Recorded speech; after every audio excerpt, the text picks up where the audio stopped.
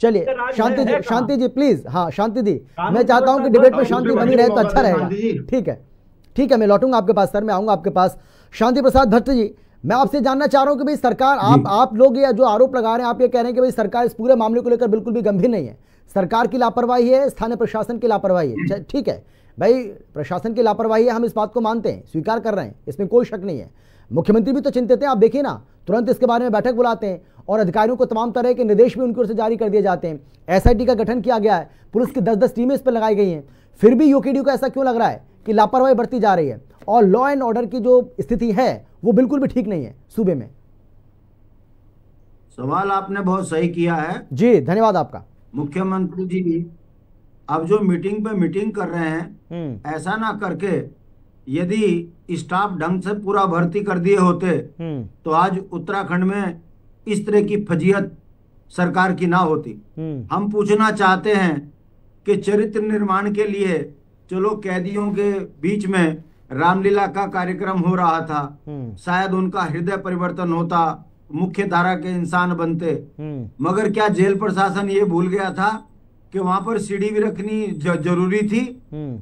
Jail प्रशासन ये भूल गया था कि इसमें खूंखार अपराधी हैं, यदि ये बाउंड्री टपके निकल गए तो क्यों नहीं बाउंड्री में इन्होंने सुरक्षा रखी? कहने का मतलब है लापरवाही हुई, 6 निलंबित हो गए, पूरी जेल के ऊपर प्रश्न चिन्ह लग गए, अब सरकार ढिंढोरा पीट रही है। मामला खाली यही नहीं है, समय समय पर इस तरह की घटनाएं होती रही हैं, मगर सुधार के नाम पर दबी जवान में जो है जेल अधीक्षक ही कह देते हैं स्टाफ नहीं है। क्या कर लोगे आप?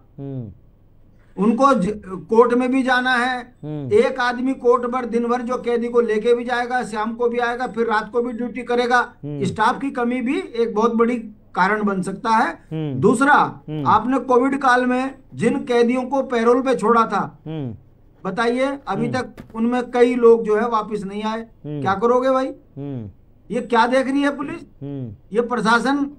ये सब चीजें तभी होती हैं जब पॉलिटिकल डिबेट हो जाती है, अखबारों में छपता है, तब जाते नहीं, पहली बात तो आपने, शांति प्रसाद भट्ट जी, आपने कहा कि भाई वहां पर ये सीढ़ी क्या कर रही थी? तो वहां पर क्योंकि निर्माण कार्य चल रहा है, कंस्ट्रक्शन का काम चल रहा है, और इसीलिए कंस्ट्रक्शन का काम चलने के चलते ही वहां पर सीढ़ी थी, वो सीढ़ी मौजूद थी, 2 सीढ़ियां वहां पर थी और दोनों सीढ़ियों को आपस में जोड़कर जुगाड़ किया गया, उसके बाद दीवार फांद कर वो भाग गए।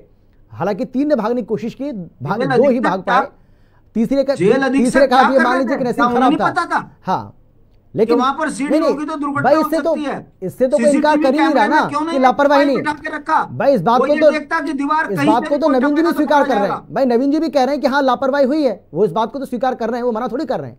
चलिए मैं लौटूंगा आपके पास, मैं आऊंगा आपके पास। संजय जी आप कैसे देख रहे हैं? क्योंकि भाई ये बात तो सच है कि भाई देश का ऐसा इकलौता मामला तो ये है नहीं जहां इस तरीके से जेल से कैदी फरार हुए हैं, इसके पहले भी होते रहे, लेकिन हाँ लापरवाही हुई है तो उस पर कार्रवाई भी हो रही है।